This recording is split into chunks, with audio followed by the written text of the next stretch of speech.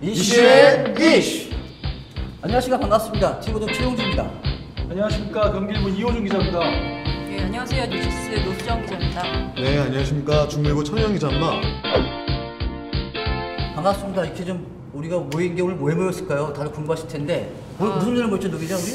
네, 그 새롭게 선보이는 우리 티브로드의 야심작 이슈앤 이슈 때문이죠. 사실 이제 우리가 모인 이유가 그지 않습니까? 우리가 기사를 쓰면서 야, 이 말도 좀 하고 싶은데 사실 지면에 하려가 좀 안 되는 것도 있고 기사로서의 이제 뭐 내용이 안 되기 때문에 놓지 못하는 것도 있고 이런 것들을 한번 이 자리에서 좀 속 시원히 얘기도 해보고 좀 더 뒷얘기 어떤 게 있었다 이런 비하니스트를 얘기해보자 이런 거 아니겠어요? 또 뭐 실명 토크 할까요? 실명 토크? 뭐 실명 뭐 처절하게 한번 할까요? 우리 방송법 걸리지 않는 데에서는 뭐 열심히 이것도 경쟁이에요. 이것도 보시면 여기가 세팅 보세요.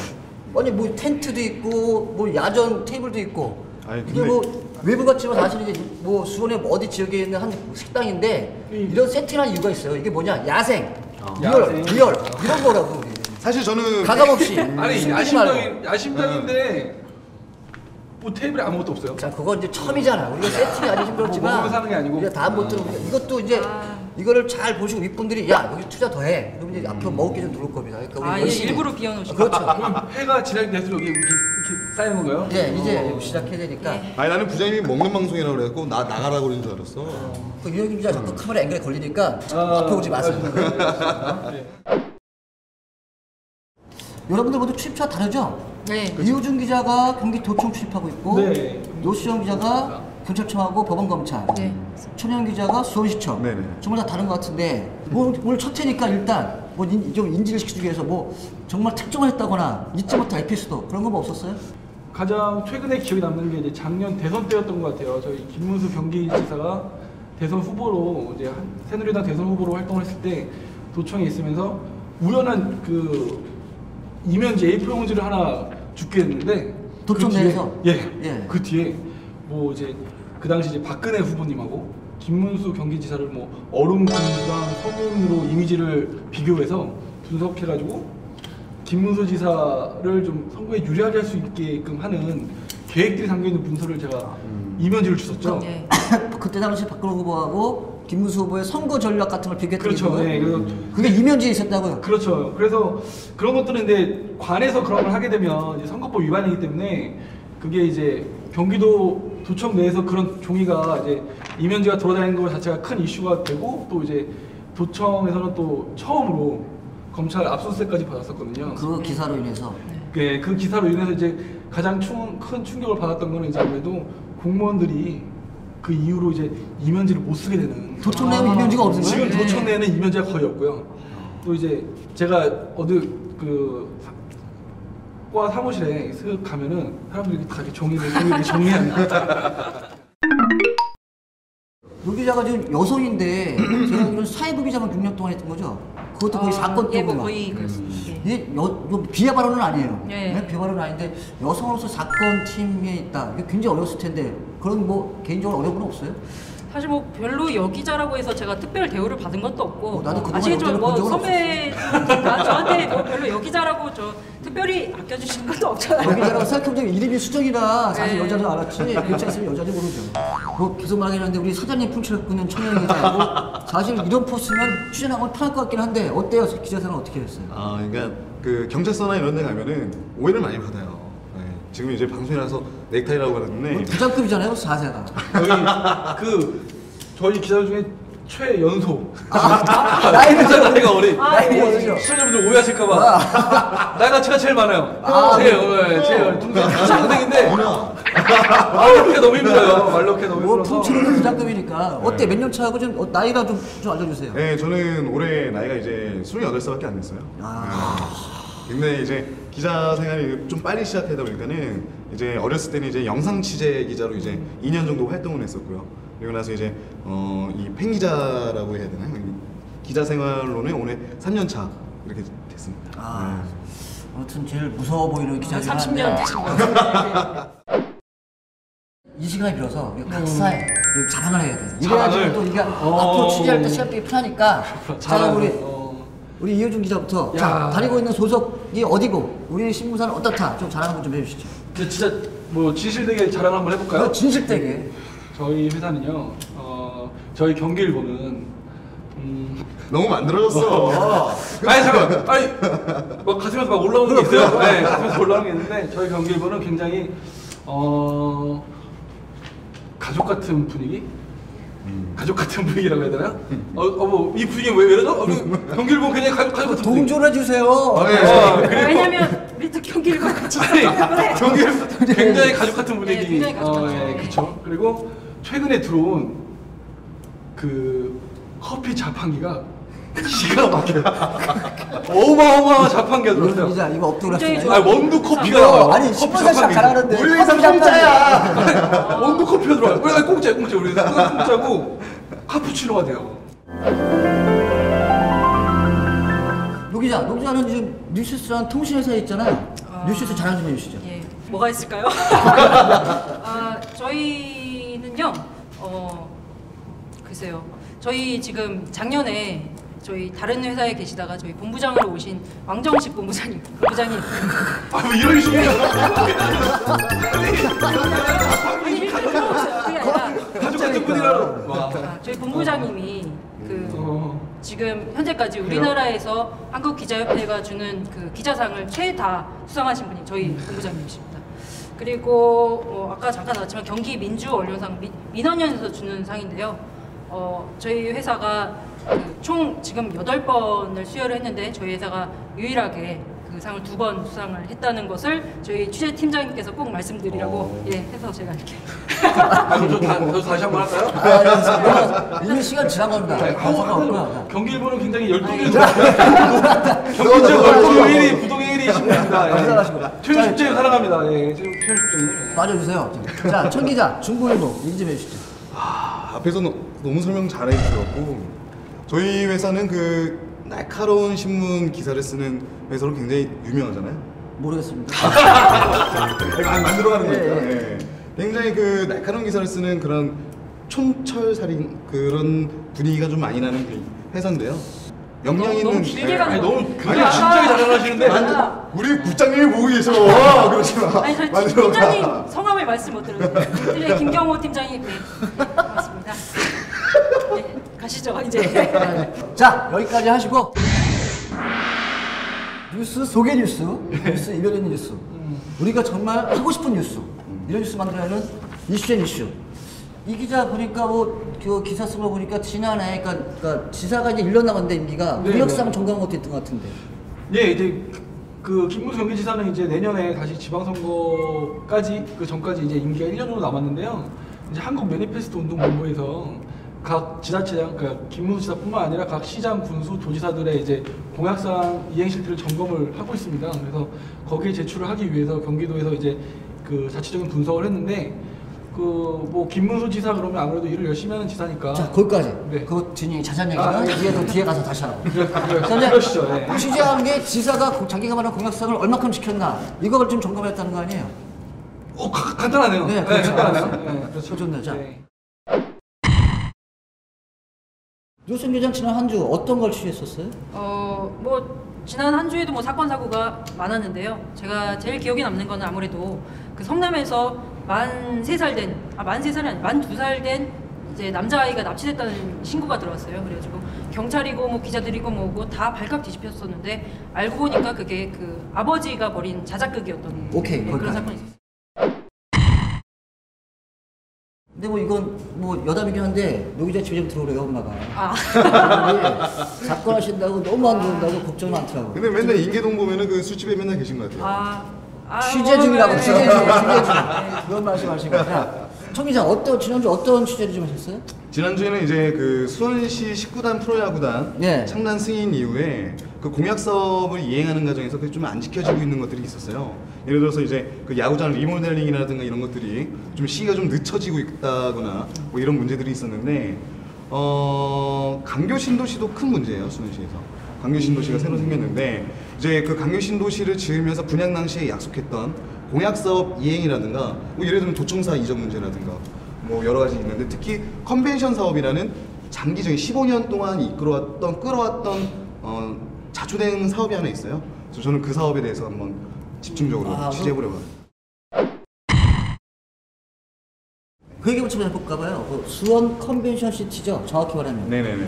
그게 이제 이 광교신도시는 별개로 그 전부터 있었던 사업으로 왔는데 수원시가 수원 시내에 큰 전시회장을 만들겠다. 뭐 기본적으로 이런 거죠. 그렇죠, 그렇죠. 근데 그 사업이 좀 어떻게 진행되고 있는 거예요? 일단 쉽게 설명하면은 그 컨벤션이라는 거는 국제회의장이에요. 그러니까는 그 서울의 코엑스라든가 일산의 킨텍스, 부산 백스코 같은 그 국제회의장을 만들어가지고 이제 외국인들이 올 수 있게 하고 주변에 이제 관광 상품, 문화 상품들을 만들어서 이제 관광객들을 유치하겠다. 뭐 이런 거대 사업. 아니 발음이 관광객. 주변에 이제 관광 상품, 이제 관광객들을 유치하겠다. 아이고 방송 이런 거 나가지. 아이고 방송 나갈 수 있는 거예요? 추워.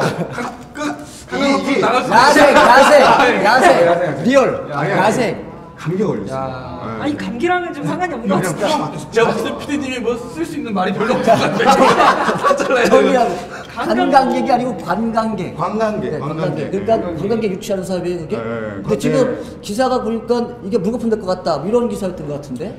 컨벤션 같은 경우는 이제 추진된 지가 지금 벌써 13년이 넘었어요. 와, 꽤 오래됐죠. 2000년도부터 시작이 됐으니까 이게 굉장히 큰 규모예요. 7천억이 투입되는 규모인데 이제 문제가 뭐냐면은 당초에는 원래 수원시하고 현대건설하고 둘이서 협약을 맺고 추진했던 건데 중간에 강교신도시라는 특지개발 예정지구로 잡히면서 주체가 달라진 거예요. 원래는 광교신도시 부지가 아니었는데. 그렇죠. 네. 아니요. 그냥 기존에 그렇죠. 예, 강교신도시 부지가 아니었는데 이제 강교신도시가 조성이 된 거죠. 되니까 네, 그 안에 예, 들어가는 걸로. 그렇죠. 그 안으로 들어가는 걸로. 그러니까 수원시가 자체적으로 움직였던 게 이제는 허락을 받고 시작을 해야 되는 네. 거죠. 이제 그런 상황이 돼서 경기도와 협약을 맺어서 그러니까 합의를 맺고 컨벤션을 추진하기로 합니다. 이 컨벤션 추진에는 경기도와 경기도시공사 그리고 용인시, 수원시 이 강교 공동 시행자들이 약속을 하게 돼요. 근데 이제 중요한 쟁점은 뭐냐면은 컨벤션을 직결한 부지를 조성 원가로 받고 땅값을. 그렇죠. 수의계약으로 받는다. 너한테 주겠다. 수의계약으로 받겠다라는 게 전제 조건이에요. 수원시에서는. 하지만 이게 국토부에서 막힙니다. 국토부가 그 강교 신도시 이제 택지개발지구의 가장 그 승인권자인데 여기서는 그 컨벤션 부지가 공공성이 떨어진다는 이유로 반려를 하게 돼요. 그러니까 조성까지 줄 수 없다. 그렇죠. 그래서 수원시는 국토부를 상대로 이 공공시설에 대해서 받을 수 있는 근거를 제시하면서 싸웁니다. 근데 이 컨벤션 건립에 대해서는 경기도도 필요성을 느꼈기 때문에 경기도시공사 아까 말씀드렸듯이 용인시, 수원시가 같이 하는 사업이에요. 근데 국토부가 막으면서 수원시는 법제처 법령 해석이라든가 여러 가지 노력을 하게 되죠. 근데 거기서 충격적인 사실이 하나 발견해요. 그러니까 그 전까지 좀 정리해보면 네. 수원 컨벤션 시티가 추진이 계속 지지부진한 상황에서 그렇죠. 끝내 결국적으로 광교신도시를 하면서 경기도와 경기도 도시공사, 용인시, 수원시가 합의를 본 건 그 땅만큼은 그렇죠. 제일 네. 싼 가격인 조성원가에 수원시에 주겠다. 그렇죠. 이렇게 합의를 봤던 거 아니에요, 다. 그렇죠. 근데 그거를 국토부가 막은 거고. 네네네. 그래서 소송을 수원시가 국토부를 상대로 소송 걸고 행정소송을 걸었던 거죠. 그렇죠. 그랬던 거고, 근데 졌던 거고. 네. 그 상황까지였는데 그 다음 어떤 일이 충격적인 게 있었다며. 이제 그 과정에서 공동시행자끼리는 같은 편이잖아요. 컨벤션을 지어야 되는 같은 주체인데 알고 보니 경기도시공사가 수원시가 싸우고 있었던 국토해양부에 법률 지원을 해주고 있었던 거예요. 이게 뭔 소리야? 그 배신을 때린 거네? 배신이라고도 할 수가 있죠. 근데 이제 그거는 이제 기관 간의 이해관계가 다른 거니까. 근데 경기도시공사 어떤 걸 해줬냐면 그 기관마다 공문면허단이 있잖아요. 예. 뭐 경기도도 있고 도경도 있고 뭐 저희 수원시도 공문면허단이 있는데 실제로 모든 뭐 법적인 그 소송이 들어오면은 자신이 지정한 공문면허단이 나가게 돼 있어요. 근데 국토부는 자기네 공문면허단이 아닌 경기도시공사 공문면허 쓴 거죠. 왜? 누구보다 컨벤션 사업에 대해서 자세히 알고 있으니까. 근데 문제는 경기도시공사가 법률 비용까지 지불하는 것까지 검토했다는 거예요. 네. 그 이유가 뭔가요? 경기도시공사 입장에서 그 해명을 할 때 뭐라 그러냐면은 국토부가 요청을 해왔기 때문에 요청에 응한 것 뿐이다 라는 얘기예요. 하지만 그 명분이 없는 거죠. 아, 그럼 지금 국토부와 수원시 싸움에 네. 우리 편이라 알았던 경기도가 경기도시공사가 그쵸, 정확하면 경기도시공사. 국토부를 도와줄 꼴이 됐어요. 그렇죠. 이걸 수원시가 이제 기사 때문에 알았을 거 아니에요. 알았죠. 지금 근데- 수원시는 정말 미칠 지경일 텐데. 그렇죠. 자, 이거 어떻게 좀 수원시 대응하거나 뭐 방법이 있대요? 어떻게 준비하고 있어요? 저는 이제 그 수원시청에 이제 관련 공무원분들께 계속 여쭤보죠. 아니 이렇게 배신을 당했는데 어떻게 대처를 할 거냐? 대처 방법이 있냐?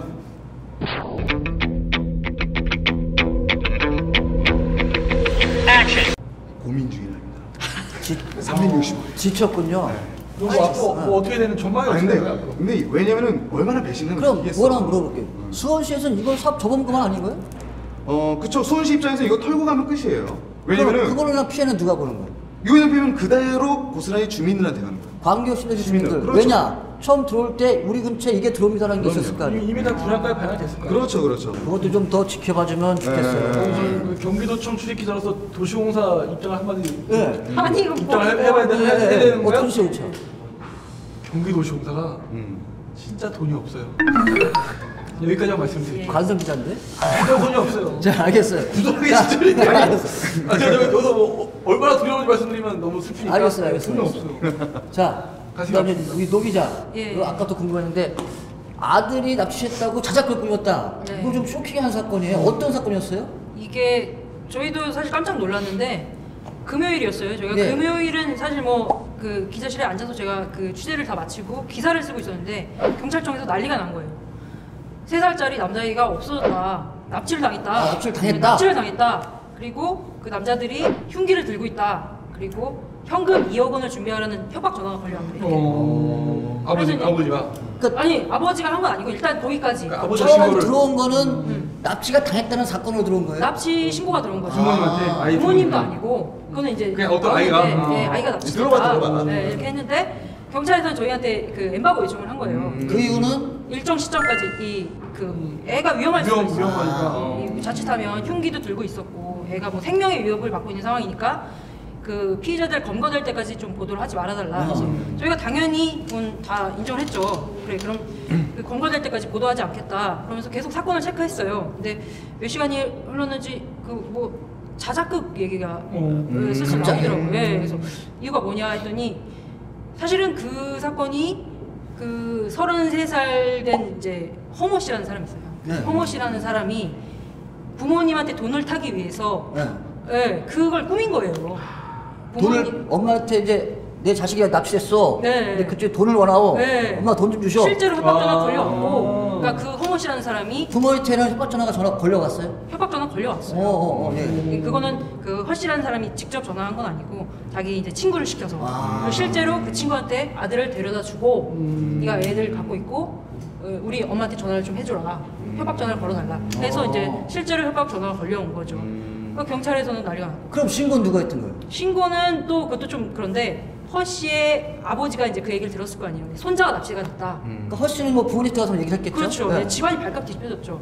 근데 또 어머니도 그렇고 아버지도 그렇고 이거를 경찰에 신고하기가 겁나는 거예요. 우리 손자가 어떻게 될 수 있는 상황이니까. 그렇죠, 그렇죠. 그래서 이제 신고는 못 하고 이제 막 소가리를 하시다가 주변에 이제 얘기를 했는데 친구분이 신고를 한 거예요. 그러니까 손자의 할아버지의 친구. 아. 네, 그러니까 이제 네. 아들은 경찰 신고만 없었던 거고 네. 부모한테만 엄마 납치됐어. 돈 좀 주셔. 실제로 했는데 협박 전화 걸려왔고. 그 부모님은 고민하고 친구한테도 얘기를 했더니 친구분이 경찰에 전화해서 그게 그렇죠. 사건화 됐던 거군요. 예. 아. 좀 부모님 복잡한데. 받았나요? 납치를. 그 납치 신고를 해서 이제 경찰이 수사에 들어갔을 거 아니에요. 바로 이제 아파트 주차장에서 납치가 됐다는 얘기를 했으니까 아파트 주차장 이제 CCTV부터 확인을 했겠죠. 근데 CCTV가 없는 거예요. 그런 장면, 납치 장면이 당연히 없었겠죠. 납치 장면도 없고 이제 그 애가 납치될 당시에 아버지가 같이 있었다고 처음에 얘기를 했거든요. 같이 있다 자기도 납치가 됐었는데 없었다. 그 남자들이 남자 3명이 자기랑 아들을 납치했는데 자기는 이제 중간에 가다가 떨궈주고 애만 납치를 했다는 거예요. 그러니까 경찰이 당연히 그 현장에 있었던 아버지를 조사를 했겠죠. 당연히 조사를 받겠죠. 조사를 했는데 뭐 수사에 협조적이지 않은 거예요. 애가 이제 납치가 됐으면 뭐 울고불고 이렇게 찾아달라 이렇게 해야 되는 게 정상인데 그렇지도 않고 내가 알아서 해결하겠다 이렇게 하고 조사받고 이제 뭐 부모님한테 화를 내고 나갔다는 거예요. 왜 경찰에 신고했냐.